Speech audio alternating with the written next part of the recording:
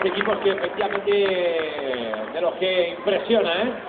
2:158 tenemos a un corredor que... John Sánchez, con el dorsal número 22, favorito, atención, para conseguir la victoria. Viene de ganar el Tour de Oman. El año pasado fue noveno en la clasificación general de la Vuelta al País Vasco. Ahí está el holandés Robert Gesing.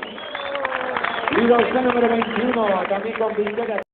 Como también a todos ellos, a ver si tenemos suerte, porque ahí está uno de los protagonistas, además el año pasado también de la Vuelta al País Vasco. Tenemos sobre el dorsal número 108, el año pasado fue quinto en una etapa además del Tour de Francia, en la estación de Rus. Vamos a darle un fuerte aplauso al Chavo de Uruguay, Berenchak. Berenchak, Harunan Sandia.